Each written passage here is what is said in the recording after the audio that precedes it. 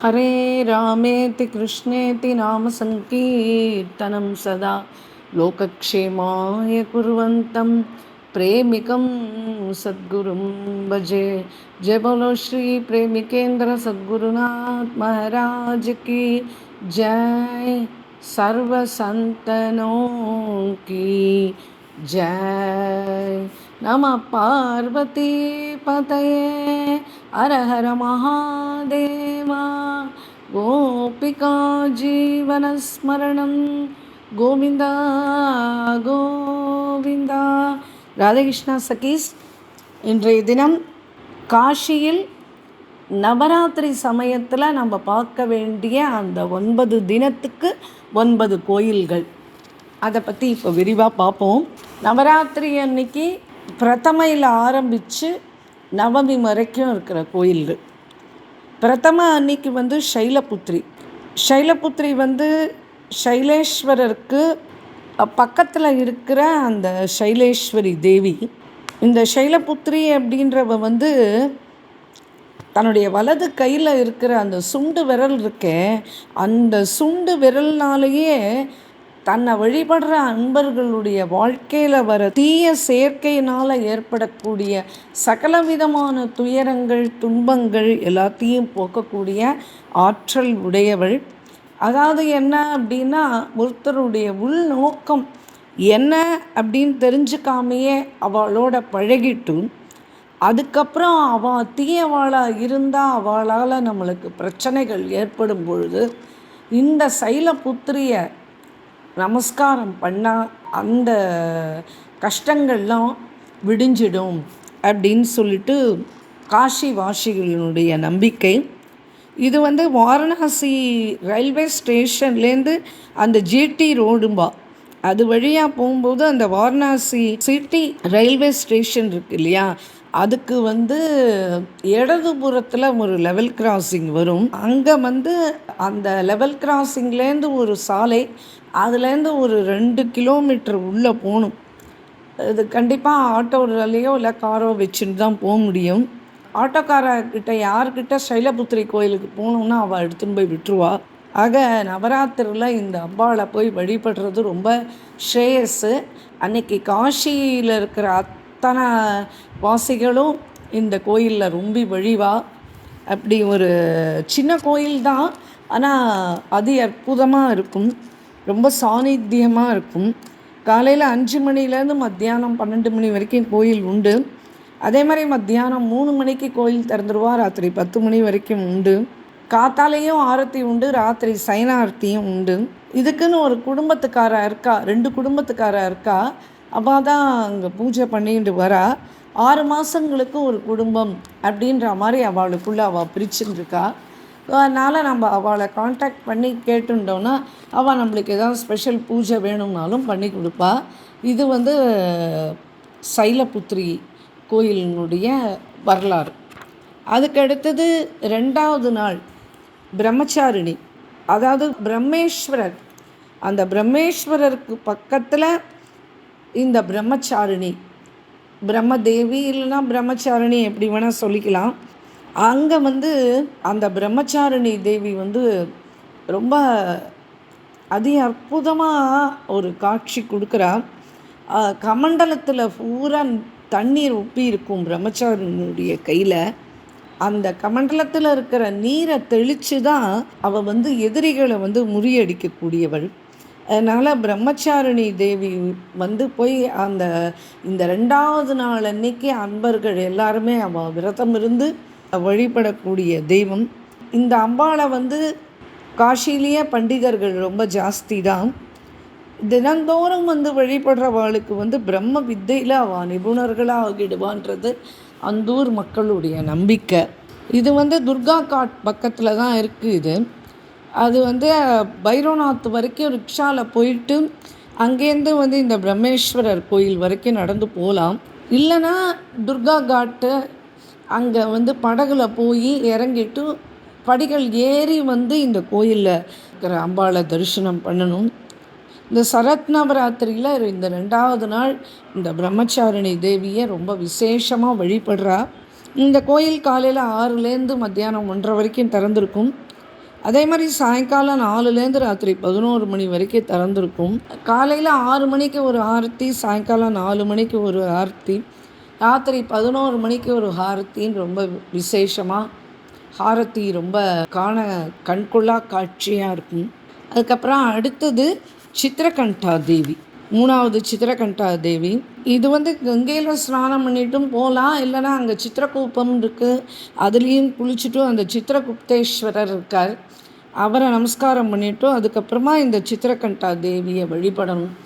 இதுதான் ஐதீகம், அந்த ஊரோட ஐதீகம். என்ன அப்படின்னா, யாரெல்லாம் இந்த சித்திரகுப்தேஸ்வரரை பார்த்துட்டு அதுக்கப்புறம் இந்த அம்பாளை வழிபடுறாளோ, சித்திரகண்டா தேவியை, எப்பேற்பட்ட பாவம் பண்ணவாளாக இருந்தாலும் சித்திரகுப்தருடைய ஏடில் அவள் பேர் இடம்பெறாது அப்படின்றது அந்த ஊர் மக்களுடைய நம்பிக்கை. காஷி காண்டத்தில் இதை பற்றி சிறப்பாக சொல்லியிருக்கா. அப்படின்னா என்ன அர்த்தம் அப்படின்னா, தெரிஞ்சும் தெரியாமையும் செஞ்ச பாவங்கள்லாம் அழிக்கப்பட்டு விடும் அப்படின்றது தான் அதனுடைய பொருள். இது சித்திரகண்டா கலி அப்படின்னு கேட்கணும். நம்ம அங்கே எடுத்துன்னு போய் விட சொல்லி இந்த ரிக்ஷாக்காரனையும் இல்லைன்னா ஆட்டோ ரிக்ஷாவையும் சித்திரகண்டா கலிக்கு போகணும் அப்படின்னா அவள் எடுத்துன்னு போய் விடுவா. சவுக்கில் விட்டுருவா, இங்கேருந்து நடந்து போயிடுங்க அப்படின்னு தான் விடுற வழக்கம். அப்போ அந்த சவுக்கு வரைக்கும் ரிக்ஷாவில் போயிட்டு அதுக்கப்புறம் அங்கேருந்து நடந்து போகலாம். இல்லை யூகோ பேங்க்கு, ஏற்கனவே நம்ம சொல்லியிருக்கோம், சவுக்குக்கு பக்கத்தில் அந்த யூகோ பேங்க் ஆண்டை இறக்கி விட சொல்லிட்டு அதுக்கு எதிர்க்க இருக்கிற அந்த சந்தில் போனாலே இந்த கோயில் வந்துடும். இது சரத் நவராத்திரியில் இந்த 3வது நாள் இந்த கோயிலை தரிசனம் பண்ணுறது விசேஷம். காலையில் 6 மணிலேருந்து ராத்திரி 10 மணி வரைக்கும், அதே மாதிரி சாயங்காலம் 6லேருந்து ராத்திரி 8 மணி வரைக்கும் கோயில் திறந்திருக்கும். கோயில் மூடி இருந்தாலும் கிரில் கேட் வழியாக நம்ம தரிசனம் பண்ணலாம். ரொம்ப விசேஷமான கோயில் இது. அடுத்தது 4வது கூஷ்மாண்ட துர்கா. அப்படின்னா அதான் நம்ம ஏற்கனவே சொன்னோம் இல்லையா, நம்ம அந்த துர்கா இது அதில் 71வது அத்தியாயம் பூரா படித்து போட்டோம். அப்படி எப்படி அம்பாளுக்கு அந்த துர்கன்ற நாமம் வந்தது, அந்த துர்காசுரனோடு அவள் போர் பண்ணதெல்லாம் வந்தது இல்லையா. இப்போ இந்த துர்காசுரன் இவன் ஒரு பெரிய அசுரன். பல ஆண்டுகள் கடுமையான தபஸ் பண்ணுறான். அதாவது விரதம் இருந்து தபஸ் பண்ணி வேண்டிய வரத்தையும் வாங்கின்றான். அந்த பலத்தினாலேயும் அந்த ஆணவத்தினாலேயும், அந்த வரம் இருக்கிற ஒரு ஆணவத்தினால அவன் பக்தர்களை எல்லாம் ரொம்ப துன்புறுத்த ஆரம்பித்தான். இப்போ என்ன பண்ணான், பூலோகம் சொர்க்கலோகம் எல்லாத்தையும் தன்னுடைய ஆதீனத்துக்கு கீழே கொண்டுட்டான். பெரிய பெரிய குருகுலங்கள், யாகசாலைகள், ரிஷிகள், முனிவர்கள், ஆன்மீகத்தில் இருக்கிற பெரியவா எல்லாரையும் துன்புறுத்தினான். எல்லாரையும் எடுத்துகிட்டு போய் சிறையில் அடைச்சான். இப்போ நதியெல்லாம் சரியாக பாய ஆரம்பிக்கலை, எல்லாம் அதெல்லாம் அது திசையை விட்டு மாறி போக ஆரம்பிச்சது. பயிர்கள்லாம் பருவம் தவறி பயிராக ஆரம்பிச்சுது. அப்போ எல்லா தேவாலும் போய் சிவபெருமானண்ட அண்டி அவன்கிட்ட எப்படியாவது இந்த துர்காசுரனை நீங்கள் வதம் பண்ணி எங்கள் எல்லாரையும் காப்பாற்றணும் அப்படின்னு சொல்லிட்டு பிரார்த்திச்சுக்கிறார். அப்போ துர்காசுரனுடைய ஆற்றல், அப்புறம் அவனை சாதாரண மனுஷாலெல்லாம் அழிக்க முடியாது அப்படின்றது சிவபெருமானுக்கு தெரிஞ்சதுனால அவர் அம்பிகையை நீயே போய் தான் இதை முடிச்சு ஆகணும் அப்படின்னு அம்பிகை ஆக்ஞையிடுறார். அப்போ தேவி கால் ராத்திரி அப்புறம் வேறு சில பெண்கள் எல்லாரையும் அந்த துர்காசுரன்கிட்ட அனுப்பி அவனை எச்சரித்தா. அப்போ கால் ராத்திரி போய் துர்காசுரனை கடுமையாக கண்டிச்சா, நல்லவான்னு இருக்கா லோகத்தில், அவளெல்லாம் நீ துன்புறுத்துறதுன்றது நியாயமே கிடையாது. அப்புறம் எல்லாருக்கிட்டேருந்தும் சொத்துக்களெல்லாம் அபகரிச்சிருக்க, நிலங்கள்லாம் அபகரிச்சிருக்க, எல்லாத்தையும் திரும்பி அவளுக்கு கொடுத்துரும், யாரையும் இம்சிக்காத அப்படின்னு அவள் அட்வைஸ் பண்ணுறா. அவன் கொடுக்கலன்னா என்ன பண்ணுவேன் அப்படின்னு திரும்பி கேட்டவுடனே, அப்போ தேவி கிளம்பி வருவா, அவன் உன்னை சம்ஹாரம் பண்ணுவா அப்படின்னு சொல்லிட்டு எடுத்து சொல்கிறா. அப்போது ரொம்ப ஆணவமாக துர்காசுரன் எவ்வளோ தைரியமாக அவள் என்னை எதிரில் பேசினா, அதனால் அந்த காலராத்திரியை இப்போவே நீங்கள் எல்லாம் கைது பண்ணுங்கோ, அவளை எடுத்துன்னு போய் சிறையில் தள்ளுங்கோ அப்படின்னு ஆணையிடுறான்.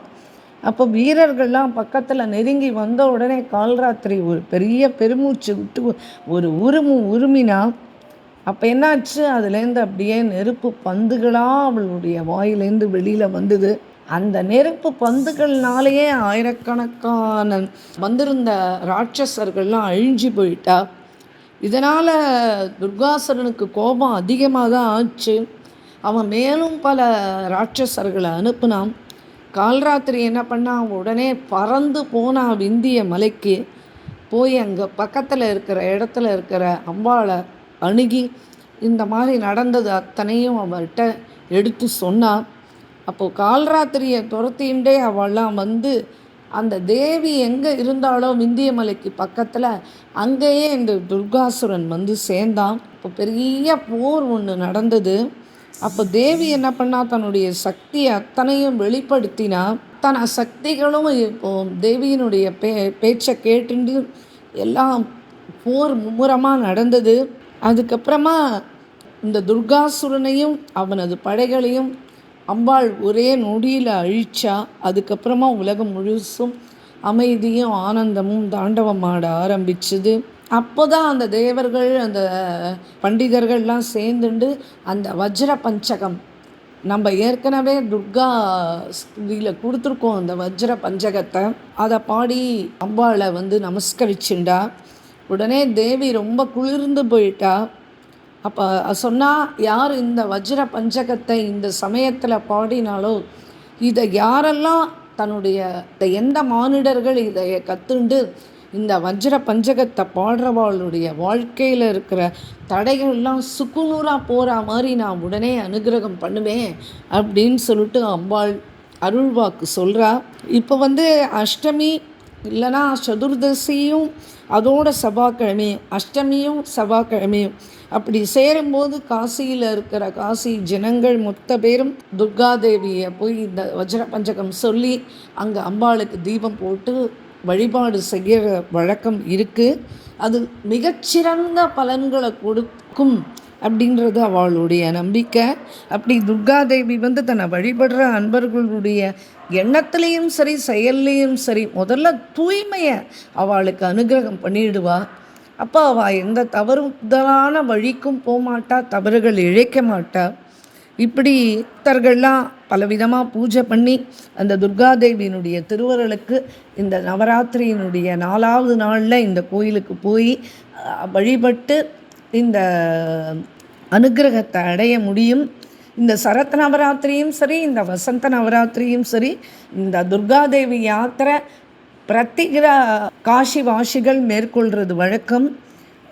துர்கா குண்டில் கொஞ்ச நாளாக குளிக்கிறதுக்கு அலோவ் பண்ணாமல் இருந்தால் இப்போ திரும்பியும் அலோவ் பண்ணுற மாதிரி கேள்வி. அந்த துர்கா குண்டத்திலேயே குளிச்சுட்டும் துர்காதேவியை வழிபாடு செய்யலாம். அதனால் என்ன அப்படின்னா, அன்றைய தினம் வரைக்கும் செஞ்ச பாபங்கள், வாழ்நாள் பூரா பண்ண பாபங்கள்லாம் பொசுங்கி போயிடும் அப்படின்றது அந்த ஊருக்காரர்களோட நம்பிக்கை. இந்த பிரசித்தி பெற்றது இந்த துர்கா குண்ட். அந்த துர்கா குண்ட் பகுதியில் தான் இந்த துர்காதேவி கோயில் இருக்குது. அந்த கோயில் வரைக்குமே கார்லேயோ ஆட்டோலேயோ போகலாம். சரத்த நவராத்திரி இங்கே ரொம்ப விசேஷமாக கொண்டாடுவா. 9 நாள் விரதம் இருந்து கோயில்லையே தங்கி காலையிலேருந்து ராத்திரி வரைக்கும், ராத்திரி ஆற்றுக்கு போயிடுவா. கோயில்லையே காலையிலேருந்து ராத்திரி வரைக்கும் இருந்து துர்கா வழிபாடு பண்ணுற அன்பர்களும் உண்டு. நவராத்திரி சமயத்தில் இந்த கோயிலில் கும்பல் ரொம்ப அதிகப்படியாக இருக்கும். ரொம்ப வரப்பிரசாதி. இந்த காலையில் 4 மணிக்கே இங்கே கோயில் திறந்துருவா. 1 மணி வரைக்கும் கோயில் திறந்துருக்கும். அதுக்கப்புறம் மத்தியானம் 3 மணிக்கு திறந்தால் ராத்திரி 11 மணி வரைக்கும் கோயில் இருக்கும். இங்கே ஹாரதி ரொம்ப விசேஷம், ரொம்ப கண்கொள்ளா காட்சி. இந்த துர்கா ஹாரதி, லக்ஷ்மி, சரஸ்வதி, காளி இந்த விக்கிரகங்கள்லாம் கூட இந்த கோயிலில் இருக்குது. இந்த கோயிலுடைய பிராகாரத்தில் பைரவர் இருக்கார். இந்த கோயிலில், இந்த கோயிலுடைய பிராகாரத்தில் அடிக்கடி சண்டி ஹோமம் நடக்கும். அப்படி இந்த கோயில் வந்து ரொம்ப விசேஷமான கோயில். அடுத்தது 5வதா ஸ்கந்தமாதா. அப்போ துர்காசுரன் வந்து தன்னண்ட இருக்கிற சக்தியெல்லாம் வச்சு நல்லவாளெல்லாம் ரொம்ப கொடுமைப்படுத்தி அவளெல்லாம் கொல்லணுன்றதுக்காக இது போது அப்போது பகவான் வந்து அம்பாளை அனுப்பி வைக்கிறார். அப்புறம் அந்த அசுரனை சம்ஹாரம் பண்ணாவிட்டு தேவி வந்து துர்கை வடிவு எடுத்துண்டு பல இடங்களில் வந்து பல சக்திகளாக அவள் வந்து காஷியை இன்றைய தினம் வரைக்கும் பாதுகாத்துன்னு வந்துட்டுருக்கா. அந்த தேவிகளுக்குள்ளே ரொம்ப முக்கியமாக நம்ம ஸ்மரிச்சிக்க வேண்டியது அஸ்வாரூடா வாகீஸ்வரி. வாகீஸ்வரி வந்து சரஸ்வதி கடாட்சத்துக்காக அவளும் இந்த கோயிலுக்குள்ளேயே தான் இருக்கா. இந்த ஸ்கந்தமாதா கோயிலுக்குள்ளேயே தான் இருக்கா. இந்த வாகீஸ்வரி, அஸ்வாரூடா இது 2 பேரையும் வந்து வருஷத்துக்கு 2 நாள் தான் இந்த வாகீஸ்வரி தேவியை நம்ம வழிபட முடியும். இந்த ஸ்கந்தமாதா வந்து ரொம்ப சக்தி வாய்ந்த தேவி அப்படின்னு அவளுடைய நம்பிக்கை. இது ஜெத்புரா அப்படின்ற இடத்துல வந்து இருக்குது இந்த கோயில். ரிக்ஷாவில் போயிடலாம் இந்த கோயிலுக்கு. சரத் நவராத்திரியில் இந்த 5வது நாள் இந்த அம்பாள் வந்து ரொம்ப விசேஷமாக கொண்டாடப்படுறா. இந்த கோயிலுக்கு போயிட்டு பக்கத்துலேயே இந்த ஜவரஹரேஸ்வரர் கோயில், அப்புறம் அந்த கார்கோடக நாகேஸ்வரர், கார்கோடக நாகம் இருந்தது இல்லையா, அது பிரதிஷ்டை பண்ண நாகேஸ்வரர். அப்புறமா வந்து கார்கோடகேஸ்வரர், விகடத்வஜ விநாயகர், விக்னராஜர், அதெல்லாம் இந்த ஏரியாவில் தான் இருக்குது. இந்த கோயிலுக்கு போயிட்டு அப்படியே அங்கேயும் வழிபாடு பண்ணிட்டு வந்துடலாம். கோயில் காலையில் 5 மணிக்கு திறந்தா மத்தியானம் 12 மணிக்கு மூடிடுவா. சாயங்காலம் 4 மணிக்கு திறந்தா 7 மணிக்கு மூடிடுவா. இப்படி இந்த கோயில் வந்து ரொம்ப நவராத்திரி சமயத்தில் கும்பல் ரொம்பி வழியும். குழந்தைகள் வந்து நன்னா வரணும் அப்படின்றதுக்காகவும் ஆரோக்கியத்துக்காகவும் அவளுடைய வழியை மேம்படுறதுக்காகவும் வாழ்க்கையில் மேம்படுறதுக்காகவும் இந்த ஸ்கந்த மாதாவை எல்லாருமே இந்த ஊர்க்காரா வழிபடுற வழக்கம் உண்டு. அதுக்கு அடுத்தது காத்தியாயனி தேவி. இந்த காத்தியாயனி தேவி வந்து அமிர்தஜித்துன்னு ஒரு அரசன் இருந்தான். அவன் ரொம்ப நல்லா ஆட்சி பண்ணிட்டு வந்துன்னா அவனுடைய காலத்தில் எந்த சிரமமும் கிடையாது. அவன் வந்து மகாவிஷ்ணுவுடைய தீவிர பக்தன் அவன். அப்போ வந்து அவன் என்ன நினச்சான்னா, நான் வந்து வைஷ்ணவன் ராஜா, அதனால் எனக்கு கீழே இருக்கிற இந்த ஜனங்கள் பூராவுமே வைஷ்ணவாளாக ஆயிடணும் அப்படின்னு சொல்லிட்டு அவன் ஒரு ஆணை போட்டான். அப்போ வந்து நாரத மகரிஷி வந்து இவருடைய அரண்மனைக்கு வந்தார். ராஜா எழுந்து வந்து நாரத மகரிஷியை ரொம்ப மரியாதையோடு வரவேற்றான். அப்புறம் நாரதர் வந்து சில அறிவுரைகள்லாம் அவருக்கு சொன்னார் அந்த ராஜாவுக்கு. அதுக்கப்புறம் மலையகந்தினின்னு அந்த ஊரில் ஒரு ரொம்ப அழகான பெண்ணு, இவர் அரசாட்சி புரிஞ்சுன்னு வந்த காலத்தில் தீயவன் ஒருத்தன் வந்து அவளை கெடுக்கிறதுக்குன்னு வரான், அவளை வந்து காப்பாற்றுறார். அதுக்கப்புறம் அவளையே இந்த ராஜா கல்யாணமும் பண்ணின்றார். அதுக்கப்புறம் அவளோட காசிக்கு வரார். இந்த காசி நகரத்தை கண்டு ரொம்ப சந்தோஷப்படுறார். அப்போ வந்து மலையகந்தினிக்கு வந்து ஒரு ஆண் குழந்தை ஒன்று பிறக்கிறது. அந்த குழந்தை பிறந்த உடனேயே 16 வயசு ஆகிடும். அப்படி ஒரு வரம் பெற்றுன்னு வந்த குழந்தை அது. அது வந்து கொஞ்சம் மோசமான நேரத்தில் பிறந்ததுனால அந்த குழந்தையே இழந்துடுறது தான் நல்லது, இல்லைன்னா மன்னனுடைய உயிருக்கு வந்து ஆபத்து வரும் அப்படின்னு இந்த மந்திரிமார்கள்லாம் வந்து ராணிகிட்ட சொல்கிறா. ராஜாவை காப்பாற்றணுமேன்றதுக்காக இந்த மலையகந்தினி அவன் என்ன பண்ணுறா, இந்த பஞ்சமுத்ரா மகாபீட்டம் அப்படின்னு சொல்லிட்டு அங்கே விகட தேவின்னு ஊற்றி அவகிட்ட இந்த குழந்தையை அனுப்பிச்சு வச்சுடுறா. இந்த விகட தேவி தான் காத்தியாயனி. அந்த காத்தியாயனிட்ட அனுப்பிச்சி வச்சுடுறா. அப்போ அந்த விகட தேவி என்ன பண்ணுறா, மாத்ருகா தேவி கிட்ட எடுத்துட்டு இந்த குழந்தையை எடுத்துன்னு போக சொல்லி அந்த யோகினிகளுக்கு வந்து கட்டளை இடுறா. உடனே அவள் வந்து என்ன பண்ணுறா, அந்த குழந்தையை எடுத்துன்னு போய் அந்த யோகினிகள் அந்த மாத்ரிகா தேவிகிட்ட எடுத்துன்னு போய் விடுறா. அப்புறம் அந்த மாத்ருகா தேவியெல்லாம் இந்த குழந்தையை எடுத்து பார்த்த உடனே இந்த குழந்தைகிட்ட ஏதோ ஒரு தெய்வீக சக்தி இருக்குது அப்படின்னு சொல்லிட்டு, இது ஏதோ ஒரு வல்லமை இருக்குது இதுகிட்ட அப்படின்னு சொல்லிட்டு இந்த குழந்தைய திரும்பி அந்த பஞ்சமுத்ரா பீட்டத்துக்கே அனுப்பிச்சி வச்சுறா. என்ன அப்படின்னா, அதாவது ஸ்வர்க்கத்துக்கு போன குழந்தை அது திரும்பியும் சொர்க்கத்துலேருந்து திரும்பி வந்துட்டான். அந்த விகட தேவி தான் இந்த காத்தியாயனி தேவின்னு எல்லாரும் அந்த ஊரில் கொண்டாடுறா. இது எங்கே இருக்குது அப்படின்னா ஆத்மவீரேஸ்வரர் கோயில். இது நம்ம பின்னாடி பார்ப்போம் இந்த கோயிலினுடைய வரலாறு பற்றி. அற்புதமான ஒரு ஆற்றல் வாய்ந்த பீட்டம் இது. இந்த சிந்தியா காட் இருக்குது, அங்கே வந்து படகுல போய் அங்கே இறங்கி அங்கேருந்து படிக்கட்டு மூலமாக ஏறி இந்த கோயில் ஆத்மவீரேஸ்வரர் கோயிலுக்கு போயிடலாம். இல்லைன்னா ரிக்ஷாவில் போய் சவுக்கு வரைக்கும் போயிட்டு அங்கேருந்து நடந்து தான் போகணும். அந்த கோயில் இருக்கிற இடம் பூராவே பஞ்சமுத்ரா மகாபீட்டம் அப்படின்ட்டு அப்படி கொண்டாடுறா. விஷயம் தெரிஞ்சவா இந்த கோயிலுக்கு போகாமல் காசியிலேருந்து வரவே மாட்டான். அப்பேற்பட்ட கோயில். நவகிரகங்கள்லேயே ஒரு 4-5 நவகிரகம் வந்து அந்த கோயிலுக்கு உள்ள சிவலிங்கத்தை ஸ்தாபித்து அந்த ஆத்மவீரேஸ்வரர் கோயிலுக்குள்ள அந்த வால்மீகி மகரிஷி அதுக்குள்ளே ஒரு சிவலிங்கம். அப்படி அது ரொம்ப பிரசித்தி பெற்ற கோயில் அது. இங்கே எந்த பூஜை பண்ணாலும், என்ன வழிபாடு பண்ணாலும், என்ன நேர்த்திக்கடன் பண்ணாலும் பல மடங்கு பலனை அது கொடுக்கும் அப்படின்னு சொல்லிட்டு, இந்த கோயில் வந்து அப்பேற்பட்ட ஒரு அற்புதமான கோயில், ரொம்ப பிரசித்தி பெற்ற கோயில். காசி வாசிகள் எந்த சங்கடம்னாலும் இங்கே ஓடி போயிடுவா. அப்பேற்பட்ட கோயில் இது. காலையில் 5லேருந்து 11:30 வரைக்கும் கோயில் திறந்திருக்கும். அப்புறம் திரும்பியும் ராத்திரி 8 மணி 9 மணி வரைக்கும் கூட கோயில் திறந்திருக்கும். இங்கே ராத்திரி ஆரத்தி ரொம்ப விசேஷமாக இருக்கும். விசேஷ பூஜைகள்லாம் பண்ணணும், ஒரு ஏகாதசி ருத்ரம் பண்ணணும், இல்லை வேறு ஏதாவது பூஜைகள் நம்ம பண்ணணும் சிவலிங்கத்துக்கு அப்படின்னா அவட்ட கேட்டுட்டோன்னா அவள் வந்து நடத்தி கொடுக்குறா. இப்படி ரொம்ப அற்புதமான கோயில் இது பஞ்சமுத்ரா மகாபீட்டம் அப்படின்ட்டு. இதை பற்றி நம்ம விரிவாக அப்புறம் பார்ப்போம். அதுக்கப்புறம் அடுத்த அம்பாள் வந்து கால்ராத்திரி. அப்போ வந்து துர்காசுரனா தான் இது முதலே சொல்லிட்டோம் இல்லையா.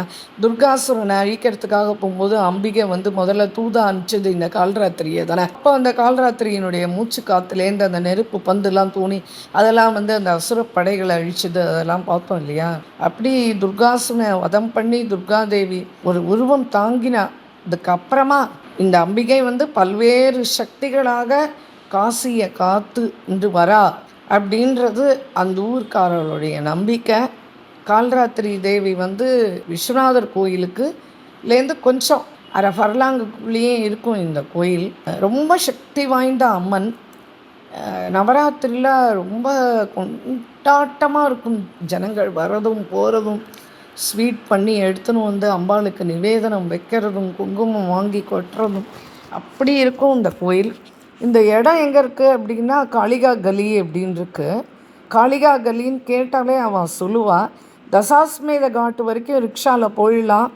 அதுக்கப்புறம் இந்த விஸ்வநாதர் கோயிலுக்கு போகிற வழியிலேயே வந்துட்டு அதுக்கப்புறம் கொஞ்சம் தூரம் நடந்து வந்து அப்படி கொஞ்சம் படிக்கட்டு ஏறி திரும்பி இறங்கி அப்புறம் அங்கே வந்து சுக்ரேஸ்வரர் இருக்கார். அந்த சுக்ரேஸ்வரருக்கு ரொம்ப சமீபத்தில் ரொம்ப சமீபத்தில் இந்த காளிகா கலி இருக்குது.